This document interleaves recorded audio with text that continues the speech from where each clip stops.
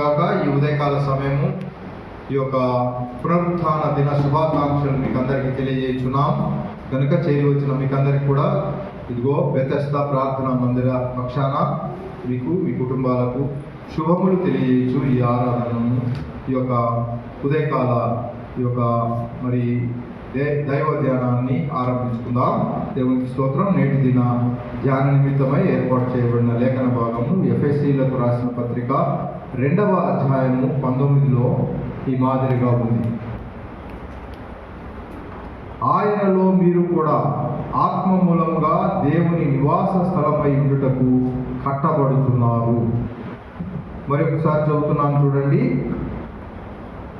ఎఫెసీలకు రాసిన పత్రిక 2వ అధ్యాయము 19 నుంచి 22లో ఆయనలో మీరు కూడా ఆత్మ మూలముగా దేవుని నివాస స్థలమై ఉండుటకు కట్టబడుతున్నారు. ప్రార్థన చేస్తున్నాం. పరిశుద్ధుడా, ప్రేమగల తండ్రి, కృపగల రాజా, మీకు వందనాలు. ఉదయకాల సమయము ఇచ్చిన లేఖనాన్ని బట్టి మీకు వందనాలు ప్రభువా. ఈ లేఖనము ధ్యానించుండగా మీరు మా మధ్యలో ఉండండి, మాతో మాట్లాడండి. మా పెదవులను ఇదిగో నాయన పెదవులను ముట్టండి, మస్తిష్కాన్ని ముట్టండి. కేవలము మీ నామమునకు మహిమ కలుగుటకు సహాయం చేయమని ఆది నుంచి అంతం వరకు ఎలాంటి డిస్టర్బెన్స్ లేకుండా ప్రభువా ఈ ధ్యానంలో ఈ వాక్య భాగంలో మీరు మాతో ముచ్చటించమని మమ్మల్ని బలపరిచి స్థిరపరిచి పంపించమని మీకే మహిమ చెల్లిస్తూ యేసయ్య నామములో అడుగుతున్నాను తండ్రి, ఆమేన్. కనుక ప్రియ దేవుని బిడ్డలారా, ఆత్మ మూలంగా దేవునికి నివాస స్థలమై ఉండుటకు కట్టబడుతున్నారంటే దేవాలయం గురించి ఇక్కడ చెప్పబడుతుంది. ఈ దేవాలయం మీరు చూస్తున్నారు కదా, దేవాలయము. అందుకని దేవాలయము కట్టడానికి అది అందరికీ సాధ్యం కాదు. మీరు, నేను, మనమందరం కట్టడానికి సాధ్యం కాదు. ఆ సమయంలో దైవజనులు కట్టారు ఈ యొక్క సంఘాన్ని. కాబట్టి దేవునికి మహిమ చెల్లిస్తున్నాను. ఆయనలో మీరు కూడా ఆత్మ మూలముగా దేవునికి నివాస స్థలమై ఉండుటకు కట్టబడుతున్నారు. ఇప్పుడు ఒక ప్రశ్న నన్ను అడగనివ్వండి మిమ్మలను, దేవునికి నివాస స్థలము అవసరమా? వింటున్నారా? ప్రశ్న విన్నారా? దేవునికి నివాస స్థలము అవసరమా? అవసరమా అని అంటే మీరు అవును అనొచ్చు, కాదు అనొచ్చు. దేవునికి స్తోత్రం. దేవునికి నివాస స్థలం అవసరమా? అవసరం లేదు. అవసరం లేదా? అవసరం ఉందా? చూద్దాం రండి. యెషయా గ్రంథము 66వ అధ్యాయము 1వ వచనంలో దానికి మనకు ఆన్సర్ లభిస్తుంది. ఈ ప్రశ్నకి జవాబు కావాలి అంటే యెషయా గ్రంథము 66వ అధ్యాయము 1వ వచనాన్ని చదివినప్పుడు దేవుడు మనకు చక్కగా మాట్లాడతారు. చదవండి. యెషయా గ్రంథము 66 1వ వచనం. యెహోవా ఇలాగ ఆజ్ఞాపిస్తున్నాడు, ఆకాశం నా సింహాసనము, భూమి నా పాదపీఠము. మీరు నా నిమిత్తము కట్టనుద్దేశించు ఇల్లు ఏ పాటిది? మీరు నా నిమిత్తము కట్టనుద్దేశించు ఇల్లు ఏ పాటిది? నాకు విశ్రమ స్థానముగా మీరు కట్టనుద్దేశించినది ఏ పాటిది?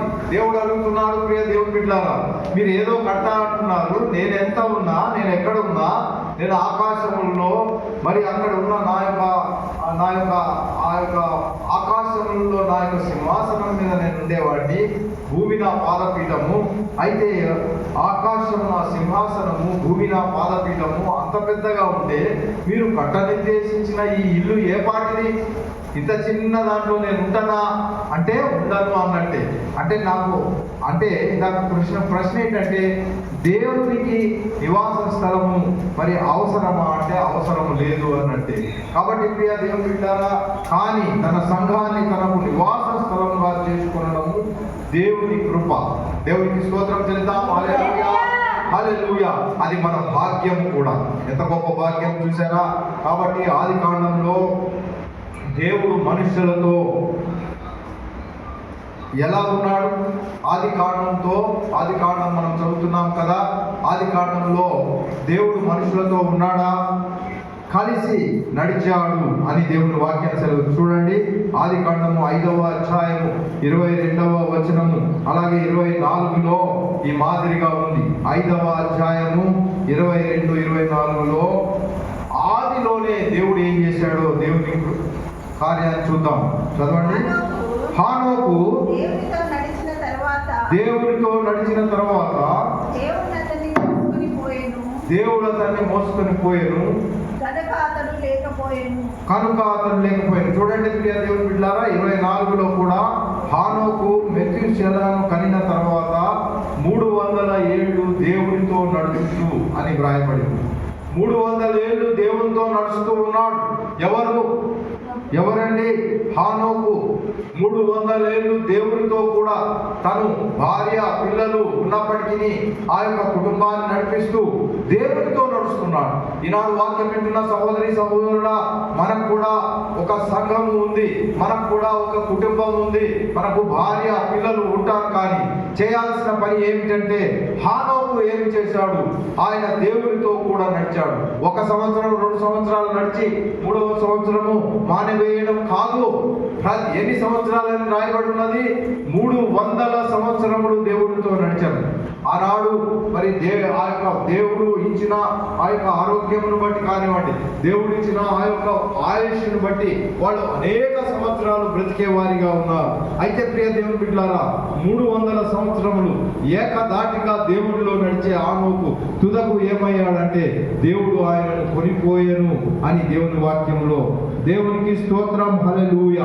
కాబట్టి ప్రియ దేవుని బిడ్డలారా, దేవుడితో నడుచుట అంటే దేవుడు ఆయన ఒక చోట చేరుట, లేదా దేవుడు ఆయన సాంగత్యం చేరుట, దేవుడితో కలిసి నడుచుట అని దాని తాత్పర్యం. నివాస స్థలము అక్కర్లేదన్న దేవుడు మనుషులతో ఉండడానికి ఆయన ఇష్టపడుతున్నాడని మనం గుర్తిస్తున్నాం. ఆదికాండము 6వ అధ్యాయము 9వ వచనంలో చూస్తే నోవహు కూడా ఇట్టివాడే అని మనకు తెలుస్తోంది. నోవహు ఎంతమందికి తెలుసండి? నోవహు అని పేరు విన్నారా? నోవహు ఆయన జల ప్రళయము జరిగినప్పుడు పెద్ద ఓడ కట్టాడు.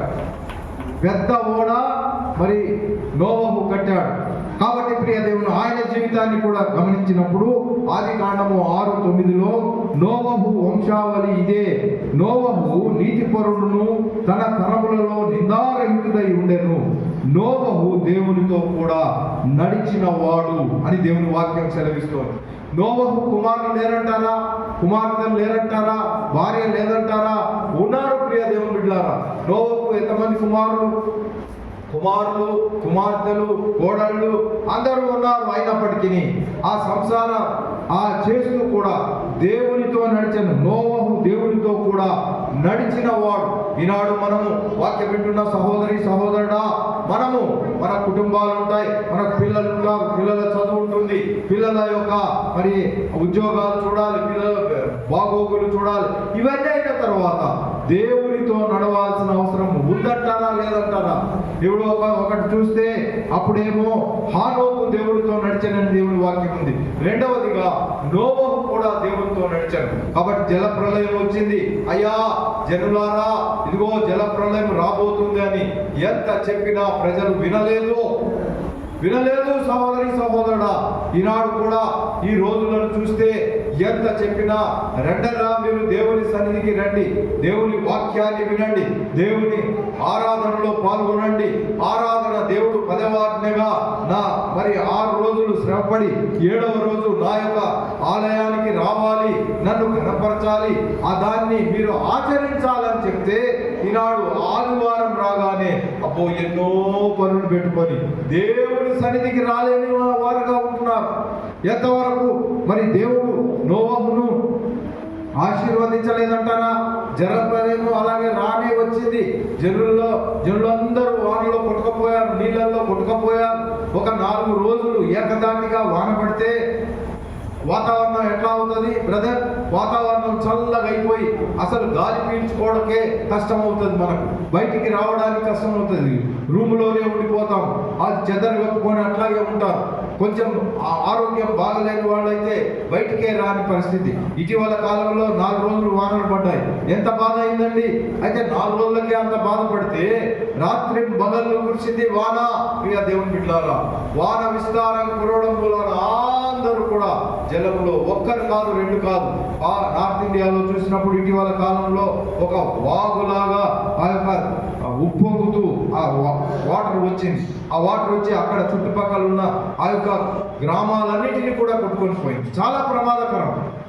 ఒక గ్రామం పోతేనే ఎంతో విలువలాడతామే, అయితే యావత్ ప్రపంచం కూడా అది నీళ్లలో మునిగిపోతే ఎవరు బ్రతికారు? బ్రతికి బట్టబట్టిన వాళ్ళు ఎవరు అని అంటే నోవహు కుటుంబం మాత్రమే బ్రతికి. ఎందుచేత అంటే నోవహు దేవునితో కూడా నడిచినవాడు. దేవునికి స్తోత్రం చెల్లిద్దాం. హల్లెలూయా, హల్లెలూయా. హానోకు దేవునితో కూడా ఎన్ని సంవత్సరాలు నడిచాడండి? 300 సంవత్సరాలు నడవడం మూలాన దేవునితో కూడా దేవుడు తాను ఒకటిగా ఉండడం మూలాన దేవుడు ఆయనకి ఇచ్చిన వరము ఏమిటంటే రాయ పద అని నోవహును చేత పట్టుకొని పరలోకానికి తీసుకొని వెళ్ళిపోయాడు. దేవునికి స్తోత్రం చెల్లిద్దాం. హల్లెలూయా. ఈనాడు ఒక్క ఆదివారం రమ్మంటే దేవుని సన్నిధికి రాలేకపోతున్నాం. ఎందుకు? ఒకసారి పరిశీలించుకుందాం. ఆదివారం దేవుని సన్నిధికి రాలేరా? ఆదివారం దేవునికి పాట పాడలేరా? ఆ సమాజముగా కూడలేరా ప్రియా దేవుని బిడ్డలారా? అయితే దాన్ని రావడం మూలాన హానోకునేమో దేవుడు ఆకాశానికి తీసుకొని పోయాడు, నోవహునేమో జల ప్రళయం నుంచి తప్పించారు. ఇక చూద్దాం రండి ప్రియ దేవుని బిడ్డలారా. నిర్గమ కాండంలో తన ప్రజలతో నివసించాడని దేవుని వాక్యం సెలవిస్తుంది. దేవుడు మన దేవుడు, ఆయన అక్కడే ఉండి ఇక్కడ మనం ఉండాలని కోరే దేవుడు కాదు, కానీ దేవుడు తన ప్రజలతో నివసించే దేవుడు. అవుననేవారు ఆమె చెప్తారా? ఆమేన్, హల్లెలూయా. రండి చూద్దాం. నిర్గమకాండం 25వ అధ్యాయము 8వ వచనం చదువుకుందాం. నేను వారిలో నివసించినట్లు వారు నాకు పరిశుద్ధ స్థలము నిర్మింపవలెను. దేవుని ఆజ్ఞ ఏమున్నది? నేను వారిలో నివసించినట్లు. దేవుడి కోరిక ఏమిటంటే మనలో నివసించాలని ఆయన కోరిక కలిగి ఉన్నాడు. కాబట్టి నాకు పరిశుద్ధ స్థలమును నిర్మింపవలెను. ఆ తర్వాత తన ప్రజలతో ఎల్లప్పుడూ ఉండుటకు నివాస స్థలాన్ని ఏర్పాటు చేసుకున్నాడు. మనుష్యులు తన మధ్య పరిశుద్ధమైన దేవుని కలిగి ఉండుట కష్టము గనుక దేవుడు పరిశుద్ధుడు, మనిషి పాపి, అందుకే తన కొరకు ఒక పరిశుద్ధ స్థలాన్ని కోరుకున్నాడు. దేవునికి స్తోత్రం. మొదట ప్రత్యక్షపు గుడారం విన్నారా? ప్రత్యక్షపు గుడారంలో దేవుడు నివసించేవాడు. దేవునికి స్తోత్రం చెల్లిద్దాం. హల్లెలూయా. ఎక్కడ నివసిస్తున్నాడు దేవుడు? దేవుడు మనుషులతో నివసించాలని ఆశ కలిగి ప్రత్యక్షపు గుడారము చేయించి ప్రత్యక్షపు గుడారములో ఆయన వచ్చేవారు. ప్రియ దేవుని బిడ్డలారా, ఆయన రాత్రి వేళ అగ్ని స్తంభముగా అక్కడ కనబడేవారు. దాని మీద ఉండేవాడు. దేని మీద? ఆ ప్రత్యక్షపు గుడారం మీద. అలాగే మరి వారి సమస్త ప్రయాణంలో కూడా ఇలాగే పగటి వేళ యెహోవా మేఘ స్తంభముగా ఉన్నాడు. పగటి వేళ ఎలా ఉన్నాడండి? మేఘ స్తంభము, రాత్రి వేళ అగ్ని స్తంభముగా ప్రత్యక్షపు గుడారమును ఆయన వచ్చేవారు. దేవునికి స్తోత్రం చెల్లిద్దాం. హల్లెలూయా, గ్లోరీ. పగటి వేళ మేఘ స్తంభము, రాత్రి వేళ అగ్ని స్తంభము. పగటి వేళ మేఘ స్తంభము, రాత్రి వేళ అగ్ని స్తంభము. వేరుగా ఉండి నడిపించను, త్రోవలో తోడుగా ఉండి నడిపించను. యెహోవా ఈరే సహాయము, యెహోవా ఈరే సహాయము. మన దేవుడు యెహోవాయే ఎల్లవేళలా సహాయుడు. మన దేవుడు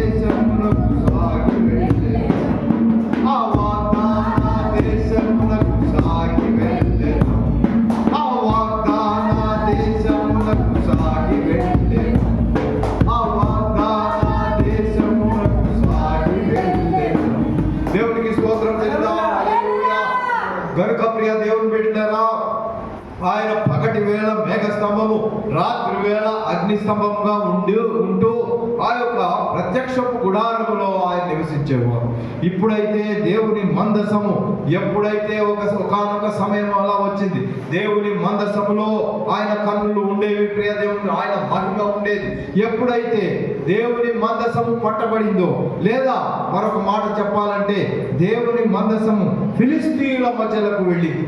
ఒకానొక సమయం గుర్తు చేసుకోండి, దేవుని మందసాన్ని ఫిలిస్తీయులు తీసుకొని వెళ్ళినప్పుడు అక్కడ దేవుని ప్రత్యక్షత అక్కడి నుంచి పోయింది.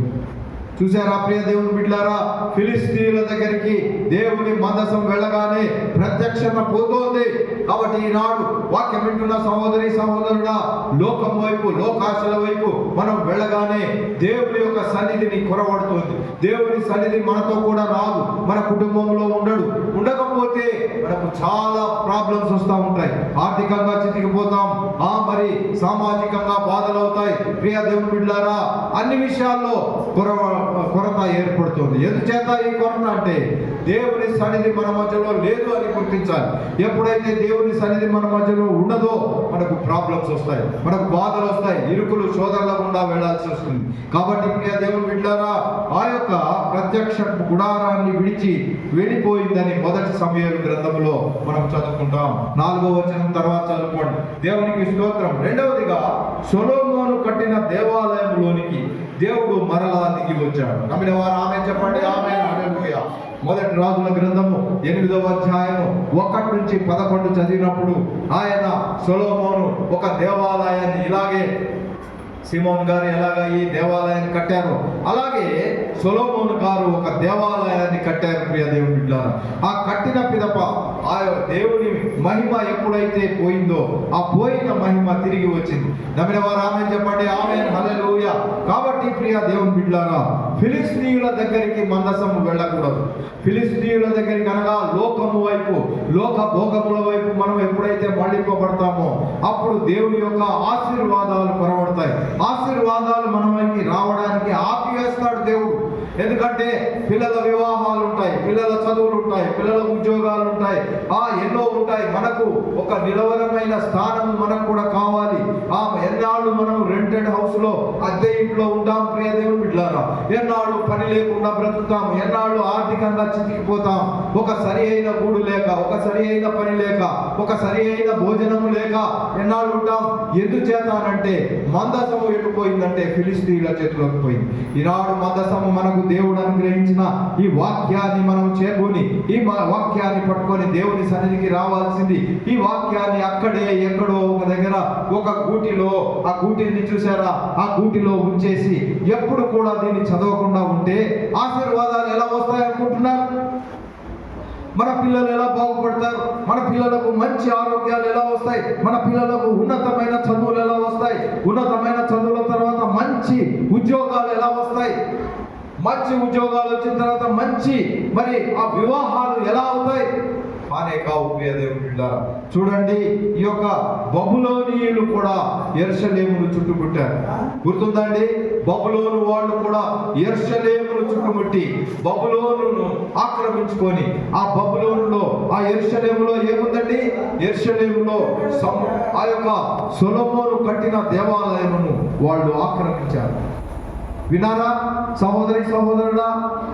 ఎప్పుడైతే సొలొమోను కట్టిన దేవాలయాన్ని బబులోనీయులు వచ్చి, పాపం అంతగా అశ్షూరీయులు చెడ్డవాళ్ళు అన్నా కానీ వాళ్ళు మాత్రం ఆక్రమించలేదు. వాళ్ళు వదిలేసి వెళ్ళిపోయిన తర్వాత ఆ తర్వాత వచ్చిన వాళ్ళు బబులోనీయులు ఆ యొక్క యెరూషలేముపై, ఇప్పుడు కూడా చూస్తే ప్రియ దేవుని బిడ్డలారా, ఆ యొక్క ఇశ్రాయేలు ఉంది. ఇశ్రాయేల్ క్యాపిటల్ ఏంటండి? ఇశ్రాయేల్ క్యాపిటల్ యెరూషలేము. అవును, యెరూషలేము. ఇప్పుడు కూడా యుద్ధాలు అవుతా ఉన్నాయి. చుట్టూ ఉన్న వాళ్ళు ఎప్పుడు కూడా వాళ్ళను యుద్ధం చేస్తారు. అయితే దేవుని సన్నిధి ఉంది కాబట్టి వాటిని ఎవ్వరు కూడా ఏమీ చేయలేరు. చిన్నదే దేశం. ఇశ్రాయేల్ దేశం ఎంత పెద్దది అనుకుంటున్నారా? చాలా చిన్నది. ఈ వరంగల్ అంత ఉంటుంది అనుకుంటా.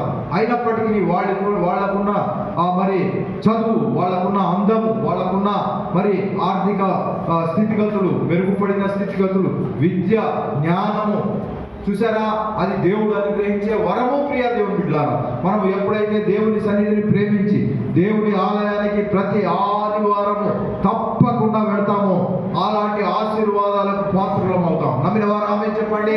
ఆమేన్. హల్లెలూయా. ఎక్కడ ఆశీర్వాదాలు కొరవడతాయి ఎంతో కొంత దేవుని సన్నిధిని నిర్లక్ష్య భావం ఉంది అని మనం గుర్తించాలి. నిర్లక్ష్య భావం ఉందని గుర్తించాలి ప్రియ దేవుని బిడ్డారా. కాబట్టి ఆ బబులోనీయులు యెరూషలేమును అపవిత్రపరిచినందుకు దేవాలయాన్ని విడిచి వెళ్ళిపోయాడని హెజ్కేల్ గ్రంథంలో మనం చూస్తాం. హెజ్కేల్లో యెషయా గ్రంథం అంతా కూడా అశూరీయులు వచ్చి ఆ యొక్క ఇశ్రాయేలును చుట్టుముట్టి దాని మీద ఆక్రమణ చేయాలని చూసినప్పుడు ఆ రాజు దేవుని సన్నిధిలో ప్రార్థన చేసి, హిజ్కియా రాజు ప్రార్థన చేసి, ప్రియ దేవుని బిడ్డలారా, దేవునికి మహిమ కలుగును గాక, కనుక వారు దాన్ని ఆక్రమణ చేయలేకపోయారు. యెషయా అప్పుడు బ్రతుకున్నారు. అప్పుడు యెషయా దేవుని యొక్క సేవకుడు, ఆయన ప్రవక్త, ప్రియ దేవుడు. ఆయన కాలం అయిపోయిన తర్వాత హెజ్కేలు కాలం వచ్చినప్పుడు బబులోనీయులు దాన్ని ఆక్రమించారని హెజ్కేలు గ్రంథం 10వ అధ్యాయం 19, 18 వచనాల్లో మనం చూస్తాం. ఆ తర్వాత యూదులు దేవాలయాన్ని నిర్మించుకున్నారు. ఇప్పుడు యూదా దేశంలో ఒక దేవాలయం కట్టబడి ఉంది కదా, కానీ దేవుని ఆత్మ ఆ దేవాలయంలో నివసించిందంటారా? నివసించలేదు. యూదులు కట్టుకున్నారు కానీ తర్వాత రాలేదు.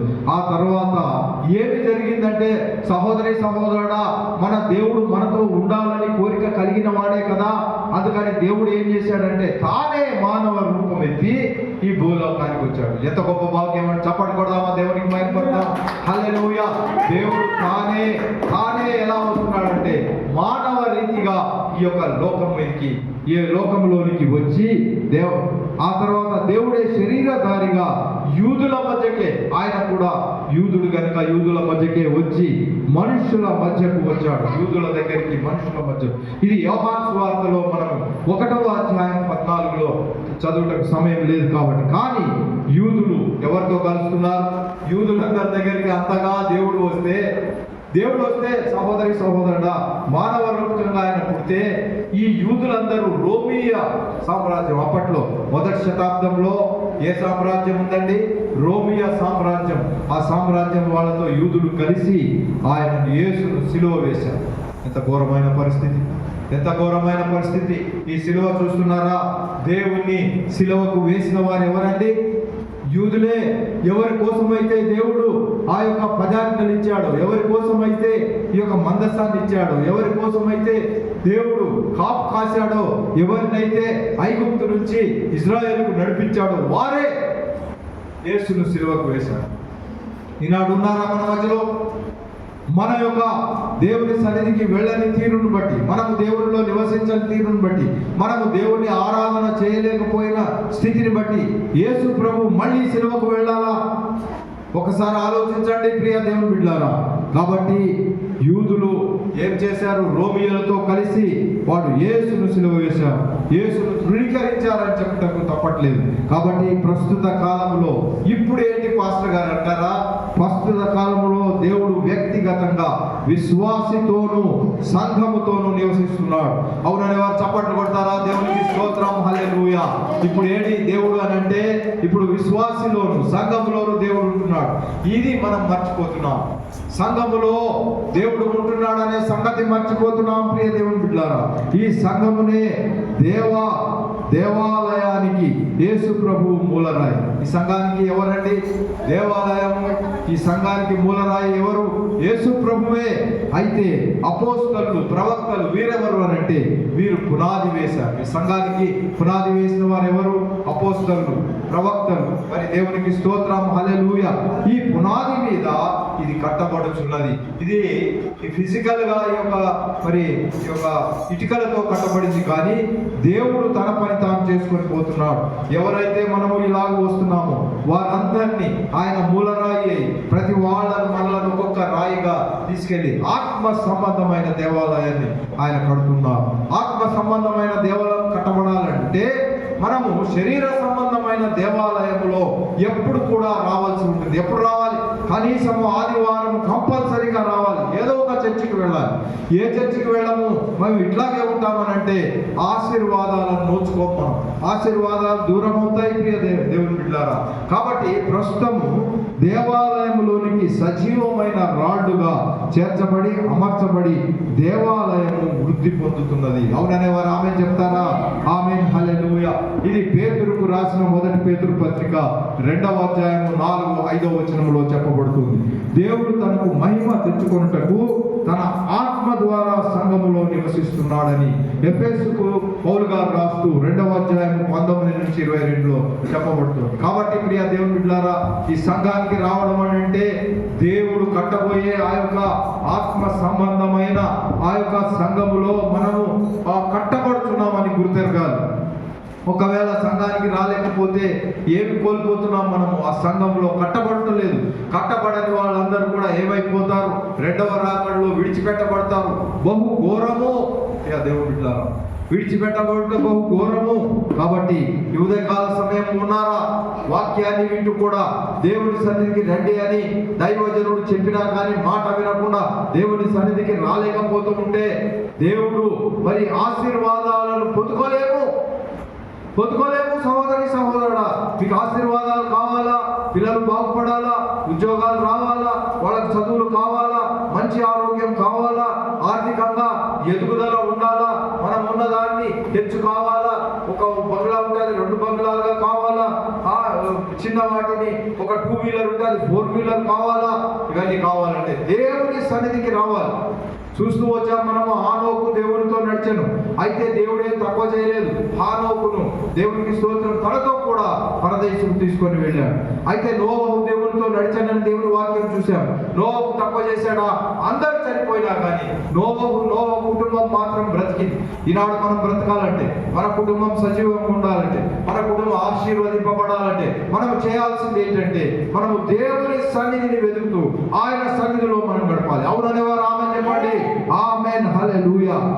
అందుకని ప్రియ దేవుని బిడ్డలారా, దేవుడు మనలో నివసించి సంచరిస్తున్నాడు కనుక ఇప్పుడు ఏం చేస్తున్నాడు? దేవుడు మనతో నివసించి మనలో ఉంటూ సంచరిస్తున్నారు కనుక మనం అవిశ్వాసులతో విజోడుగా ఉండొద్దని దేవుని వాక్యం చెప్తాం.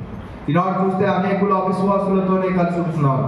దేవుని వాక్యం మనకేమి అవిశ్వాసులతో విజోడుగా ఉండకూడదని 2వ కొరింథీయులకు రాసిన పత్రిక 6:16లో దేవుడు మనల్ని హెచ్చరిస్తున్నాడు. మాట్లాడొద్దని కాదు, హలో చెప్పొద్దని కాదు, చెప్పాలి. కానీ వాళ్ళ పద్ధతులు కానీ వాళ్ళ వ్యవహారం, దేవునిలో ఉన్న వాళ్ళు బహు జాగ్రత్తగా ఆదివారం దేవుని సన్నిధికి వచ్చి దేవునిలో గడపాలి, దేవుడిని ప్రేమించాలి. అప్పుడే దేవుడు మనల్ని ప్రేమిస్తాడు. దేవుడికి స్తోత్రం చెల్లించాలి. అంతకంటే దేవుడు కోరుకునేదేమి? స్తోత్రమే చెల్లించాలి, దేవునికి స్తోత్రం.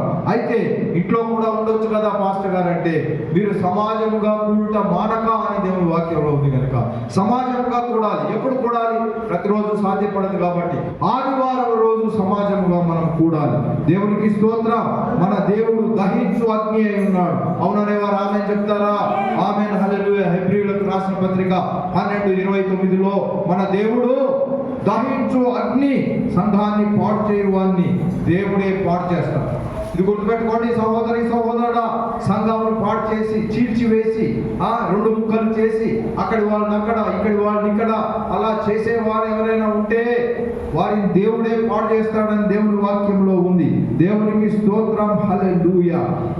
చదువుదాం. 1 కొరింథీయులకు రాసిన పత్రిక 3వ అధ్యాయము 16-17లో సంఘాన్ని మరి పాడు చేయు వారిని దేవుడు పాడు చేయుడు అని ఉంది. ఒకవేళ ఎవరైనా కానీ సంఘానికి రానివ్వకుండా ఆపుతున్నారా? అయితే దేవుడు వారి జీవితాలతో ఆడుకుంటాడు. ప్రత్యక్షంగా వేరే ఎవరినో పంపించి కాదు, ఆయనే చూస్తూ ఆయనే అలాంటి పని. దేవునికి ప్రీతికరమైన సేవ చేయాలి. ఏం చేయాలి? దేవునికి ప్రీతికరమైన సేవ మనము చేయాలి ప్రియ దేవుని బిడ్డలారా. కాబట్టి ఎవడైనాను క్రీస్తునందున్న ఎడల పాతవి గతించనిదిగో కృతవాయెను. దేవుని సన్నిధికి వస్తే మనం కృత అవుతాం. పాతవన్నీ పోతాయి ప్రియ దేవుని బిడ్డలారా. నూతన సృష్టిగా దేవుడు మనల్ని చేయబోతున్నాడు. ఎప్పుడైతే దేవుని సంఘానికి మనం వస్తామో పాతదంతా మన జీవితాన్ని కడిగివేసి మనల్ని నూతనంగా చేస్తాడు. అందుకనే నూతన సృష్టిగా నిన్ను చేసి నీ శాంతిని నది వలె చేసి, నూతన సృష్టిగా నిన్ను చేసి నీ శాంతిని నది వలె చేసి, నన్ను చూచి మహిమపరచి స్తుతి పాడా చేసెదను. నన్ను చూచి మహిమపరచి స్తుతి పాడా చేసెదను.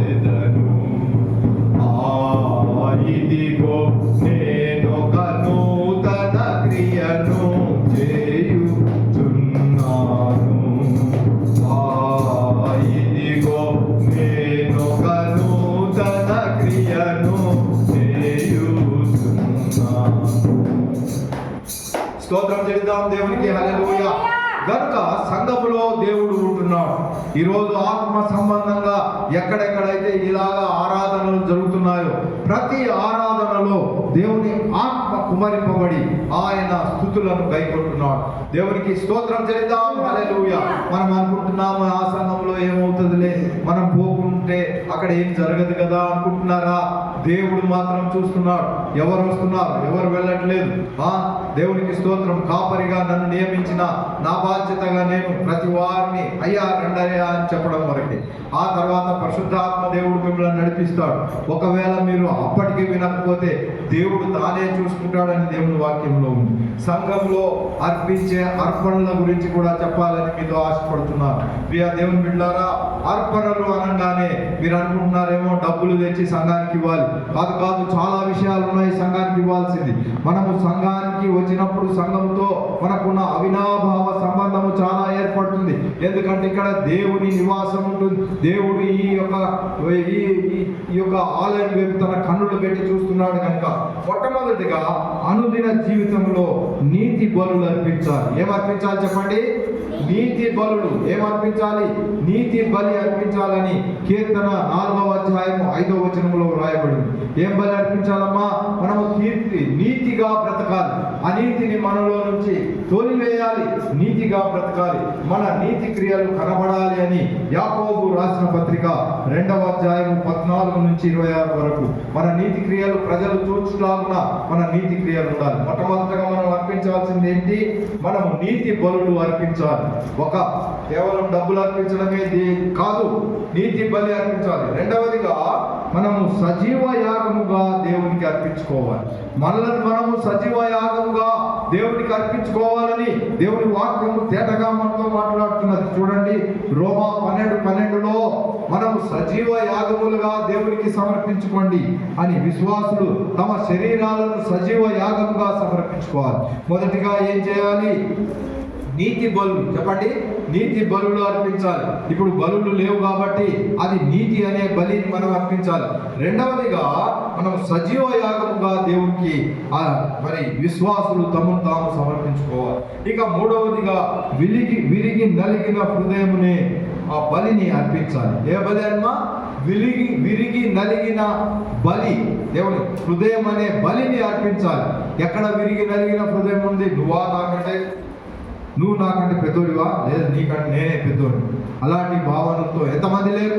ఎంతమంది ఉంటున్నారు? విరిగి నలిగి వినయంగా ఉండే వాళ్ళనే దేవుడు కోరుకుంటున్నాడు. వారినే దేవుడు చూస్తున్నాడని దేవుని వాక్యం కీర్తనలు 51:1 చదివినప్పుడు ప్రియ దేవుని బిడ్డలారా, దేవుని వాక్యం మనతో తేటగా చెప్తుంది. విరిగి నలిగిన హృదయాన్ని బలిగా అర్పించాలి. ఏ బలి అర్పించాలమ్మా? విరిగి నలిగిన హృదయంలో మనం ఎలాంటి కలశం పెట్టుకోవడానికి వీల్లేదు. హృదయం తేటగా ఉన్నది. చదవండి 51:1. దేవా నీ కృప చొప్పున నన్ను కరుణింపుము. నీ వాత్సల్యత బాహు చొప్పున నా అతిక్రమములను తుడిచివేయుము. నా దోషం పోవునట్లు కడుగుము. నా పాపం పోవునట్లు పవిత్రపరచుము. నా అతిక్రమములు నాకు తెలుస్తూ ఉన్నాయి. నా ఎదుట ఉన్నది. నీకు విరోధముగా నేను పాపం చేశాను. అవును,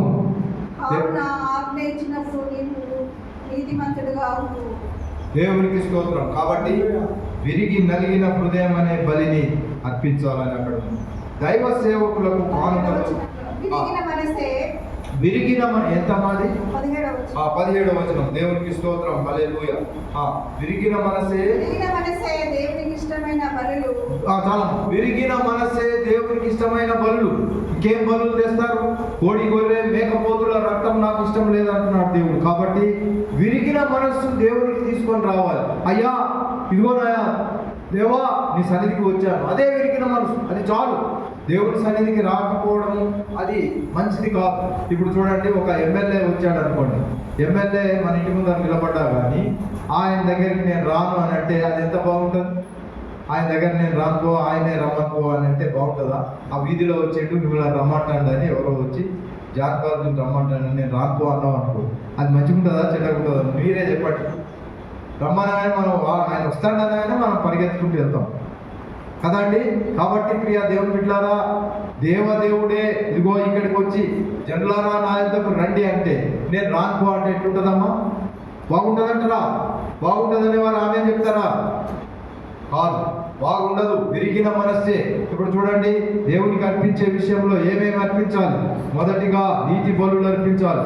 రెండవదిగా సజీవ యాగముగా మన హృదయాలను అనగా దేవుని సన్నిధికి వచ్చి మన హృదయాలను మన శరీరాలను ఆయనకు సమర్పించాలి.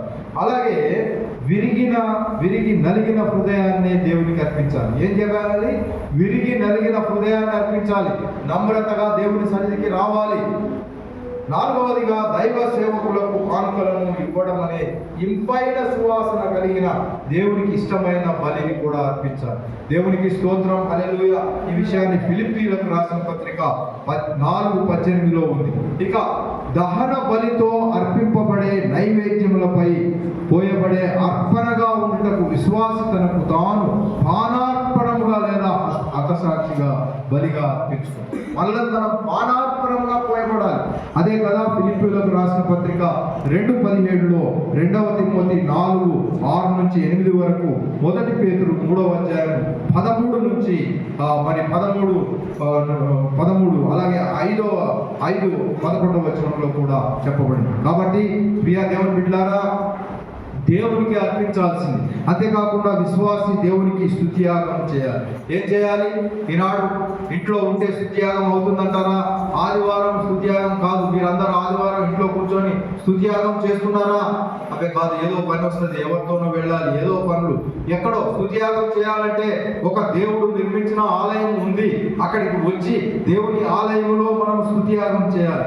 జిహ్వా ఫలాన్ని అర్పించమని హెబ్రీయులకు రాసిన పత్రిక 13:15 ఉంటుంది. జిహ్వా ఫలం అంటే స్తుతి అర్పించాలి. ఇక్కడికి వచ్చి దైవజనులు ఏమంటారు? మీరు స్తుతులు చెల్లించండి. అదే దేవునికి చాలు. మన జీవితంలో స్తుతి చెల్లించడం సరిపోతుంది సహోదరి సహోదరుడా. ఇక చివరిగా ఉపకారము ధర్మము అనే అర్పణ అర్పించాలి. ఏ అర్పణ అండి? ఉపకారము ధర్మము అనే అర్పణ. ఎవరైనా మరి ఆకలి కొని ఉన్నారా? వారికి ఎంతో కొంత మనం ఇవ్వగలిగితే ఇవ్వాలి, లేదంటే మన దగ్గర ఉంటే ఇవ్వాలి, లేదంటే లేదు. అది ఉపకారం చేయాలంటే ఏదో ఒక హెల్ప్ చేయాలి. అయ్యా ఇది పోయింది, కొంచెం చూస్తావా అంటే మనం చేయగలిగితే చేయాలి, చేయలేకపోతే చేయకూడదు. అదే హెబ్రీయులకు రాసిన పత్రిక 13:16, యాకోబులో కూడా 3:15-17 కూడా, యోహాను సువార్త 3:16-17 వచనంలో కూడా. కాబట్టి ఉదయకాల సమయం వాక్యం వింటున్న సహోదరి సహోదరుడా, దేవుడు తాను ఏం చేస్తున్నాడంటే మనుషులతో ఉండడానికి ఇష్టపడుతున్నాడు. అది మనం గ్రహించాలి. మొట్టమొదటిగా నోవహును చూసాం. మొట్టమొదటిగా హానోకును చూసాం. హానోకు తన భార్య, పిల్లలు ఏమండి, అప్పుడు మరి ఆ పిల్లలు చాలా బహుమంది పిల్లలు అవన్నీ ఉన్నా కానీ తన పని అదంతా అయిపోయిన తర్వాత దేవుడితో నడిచాను. దేవుడితో ఎన్ని సంవత్సరాలు నడిచిండు? 1 సంవత్సరమా, 2 సంవత్సరాలా, 100 సంవత్సరాలు నడిచిందా? ఎన్ని సంవత్సరాలు నడిచిందయ్యా? 300 సంవత్సరాలు. దేవునికి స్తోత్రం, చప్పట్లు కొడదాం. హల్లెలూయా. 300 సంవత్సరాలు హల్లెలూయా దేవునితో నడిచారు. కాబట్టి ఈనాడు ఒక వారం వస్తే ఇంకో వారం రారు, ఒక వారం వస్తే ఇంకో వారం దేవుని సన్నిధికి రారు. అసలు దేవుని సన్నిధికే రాకుండా ఏదో ఒక సన్నిధికి అయితే వెళ్ళాలి కదా, వెళ్ళకుండా దేవునితో నడవలేని పరిస్థితిలో ఉన్నారు. దేవునితో నడవాలి. అదే దేవుని వాక్యం. ఎందుకంటే మన దేవుడు మనుషులతో ఉండాలని కోరుకునే దేవుడు. నోవహుతో కూడా, నోవహు పిల్లలు మరి కోడళ్ళు, భార్య అన్ని ఉన్నా కానీ ఆయన దేవుడితో నడిచనని దేవుని వాక్యంలో ఉంది. కనుక మనకు కూడా మన కుటుంబాలు ఉన్నా కానీ, మన పనులున్నా కానీ అన్ని పక్కకు పెట్టి ఆదివారం 1 గంట సేపు దేవుని సన్నిధికి రావాలి. అదే కదా దేవుడు కోరుకుంటున్నాడు. దేవుడితో నడవాలి. ప్రియా దేవుడి బిడ్డలారా, హానోకు మరి నోవహుకు ఏం తక్కువ, హానోకు ఏం తక్కువ చేయలేదు. హానోకు ఏం చేశాడమ్మా? ఆయన చేయి పట్టుకొని అయ్యా రా అని పట్టుకొని ఎక్కడ తీసుకెళ్ళాడు? పరదేశికి తీసుకొని అక్కడ దేవుడితో ఉన్నాడు. ఆయన చనిపోలేదు. హానోకును దేవుడు చావనివ్వలేదు. 300 సంవత్సరములు నడిచిందంటే అది చాలా గొప్ప విషయం. ఇప్పుడు చూస్తే నోవహు కూడా దేవునితో నడిచాడు కాబట్టి నోవహు జల ప్రళయంలో చావకుండా కాపాడాడు. దేవునికి స్తోత్రం చెల్లిద్దాం. ఈనాడు మనం కూడా దేవుని సన్నిధికి పోతున్నామా? అయితే ఈ తెగుళ్ళు, ఈ కరోనా, ఈ మరొకటి ఏది రానియకుండా మన కుటుంబాన్ని కాపాడుతాడు. ప్రియ దేవుని బిడ్డలారా, మనకు తెగులు రాకుండా దేవుడు కాపాడాలంటే దేవుని సన్నిధికి మనం వెళ్ళాలి. అదే మనం నేర్చుకుంటున్నాం.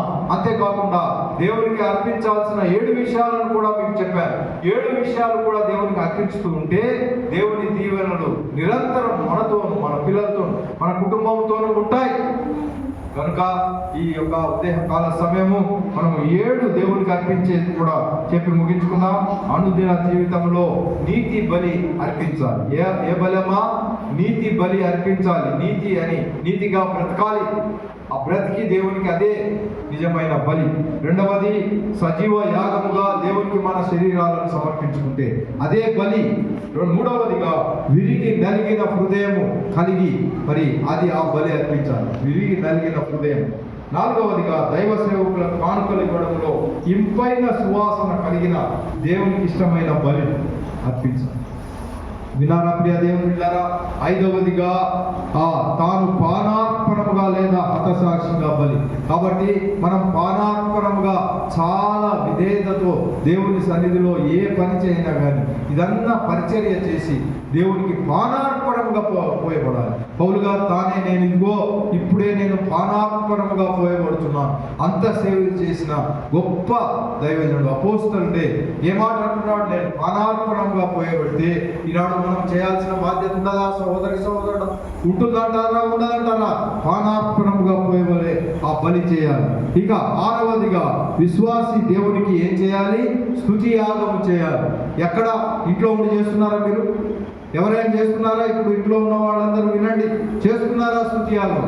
స్తుతి యాగం చేయాలంటే దైవ సన్నిధికి వచ్చి ఒక అరగంట సేపు స్తుతి యాగం చేసి వెళ్ళండి. పోని మీకు వాక్యం, దైవజనుడు చెప్పే వాక్యం ఇష్టం లేదంటే మీరు స్తుతి యాగం చేసి దేవునికి ఇవ్వాల్సింది ఇచ్చేసి వెళ్ళిపోండి. ఆ మాత్రం కూడా చేయకపోతే ఆశీర్వాదాలు ఎలా వస్తాయి? ఆశీర్వాదాలు మనకు కావాలంటే, ఆరోగ్యం పుష్టపడాలంటే, లేదా మన పిల్లలకు ఉన్నతమైన ఉద్యోగాలు రావాలంటే, మనకు వాళ్ళు సెటిల్ కావాలంటే ఇవన్నీ ఎట్లా అవుతాయి? దేవుని సన్నిధిలో స్తుతి యాగం. ఇక చివరిగా, ఉపకారము ధర్మము అనే అర్పణను దేవునికి అర్పించాలి. ఇలాంటివి చేసి దేవుని సన్నిధిలో గొప్ప మేళ్లను మనం పొందుకుందాం. అట్టి కృప, అట్టి ధన్యత దేవుడు మనందరికీ దయచేసి ముందుకు నడుపును గాక. ఆమేన్.